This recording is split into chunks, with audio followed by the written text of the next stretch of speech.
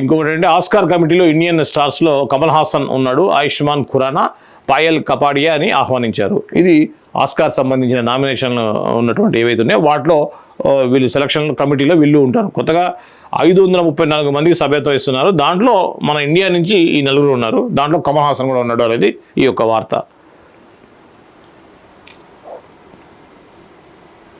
ఇది వేరే సినిమా కాదు, అంతే. మిగతా అన్నీ కామన్గా ఉన్నాయి. అని రేష్మ గది కానీ ఇవన్నీ కూడా కామన్గా అన్నింటిలో వచ్చింది. ఇక ఆంధ్రజ్యోతిలో ఏమైనా ఉందేమో, ఈనాడు అయిపోయింది, సాక్షి అయిపోయింది, ఆంధ్రజ్యోతిలో చూద్దాం. ఆంధ్రజ్యోతిలో సినిమా వార్తలు చాలా తక్కువగా ఇస్తున్నారు ఈ మధ్య.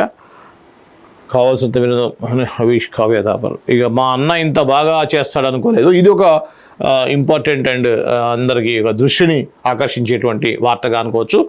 మా అన్న ఇంత బాగా చేస్తాడనుకోలేదు మంచు మనోజ్ తన సోదరుడు విష్ణుని పొగడటం మంచు అభిమానులకు సంభ్రమాశ్చర్యాలకు గురి చేసింది. విష్ణు ప్రధాన పాత్రలో నటించిన కన్నప్ప చిత్రం శుక్రవారం విడుదలైంది. మనోజ్ ఈ సినిమాను థియేటర్లో చూశారు.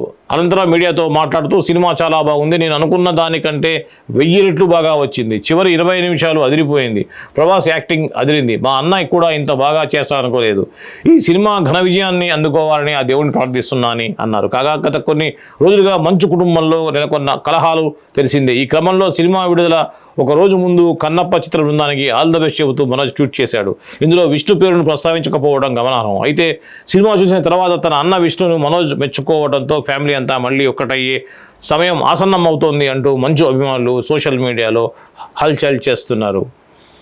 ఇది మనందరికీ తెలిసిందే. మంచు వారి ఇంటి గొడవ అనేది మనం గత 6 నెలలుగా దాదాపు చూస్తూనే ఉన్నాం. ఈ క్రమంలో నిన్న ప్రసాద్ ఐమాక్స్లో షోకి వచ్చారు, మార్నింగ్ షోకి వచ్చారు మంచు మనోజ్. మీడియా మిత్రులతో కూడా కలిసి ఆయన సినిమా చూశారు. చూసి బయటకు వచ్చినప్పుడు మీడియా వాళ్ళతో మాట్లాడారు. సినిమా ఉందంటే చాలా బాగుంది, నిజానికి మా అన్న ఇంత మంచిగా చేస్తారు అనుకోలేదు అని కొంత సెటర్ ఉన్నప్పటికి కూడా వాస్తవంగా బాగుందనేది ఆయన చెప్పారు. ఫైనల్గా ప్రభాస్ని ఖచ్చితంగా ఆయన క్లోజ్గా ఉంటాడు కాబట్టి ప్రభాస్ పర్ఫార్మెన్స్ బాగుందని మొత్తానికి టాక్ అయితే అదే ఉంది. ఫస్ట్ హాఫ్ స్లోగా అనవసర రొమాంటిక్ సీన్లు పెట్టి దాన్ని కొంత చెడగొట్టారు అనేది కొంత ఉన్నప్పుడు కూడా సెకండ్ హాఫ్లో చాలా బాగుంది. విష్ణు కూడా గతంలో ఎప్పుడూ ఇంత బాగా పర్ఫామ్ చేయలేదని చెప్పేసి వచ్చింది. దీనికి సంబంధించిన రివ్యూ నేను మీకు చెప్పాను, సినిమా రిలీజ్ అయిన వెంటనే నేను రివ్యూ చెప్పను అని.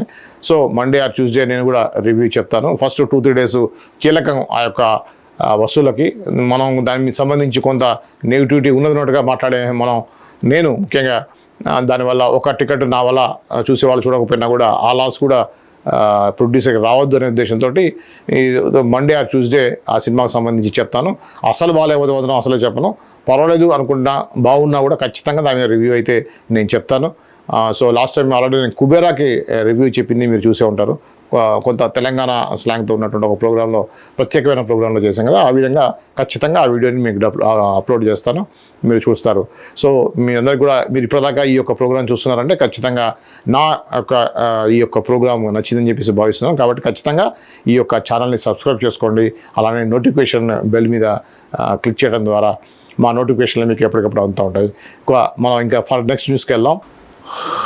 ఇక్కడ దీనికి సంబంధించిందే పెద్దగా వేశారు, ఎందుకంటే ఆల్రెడీ మంచి టాక్ వచ్చిందనే ఉద్దేశంతో based on the true story devotional blockbuster worldwide అనేటువంటి దాంతో ప్రభాస్ అండి ఇది ఇక్కడ కొద్దిగా ఒప్పుకోవాలి, ఎందుకంటే ప్రభాస్ది పెద్దగా వేసి ఆయన కొద్దిగా చిన్నగా వేశారు. సో ఇగోకు పోకుండా మంచి పని చేశారు. So Kannappa Vishnu Manchu as in and as Kannappa బాగుంది. So all the best to team. ఇంకా మంచి కలెక్షన్స్ రావాలని చెప్పి కోరుకుందాం.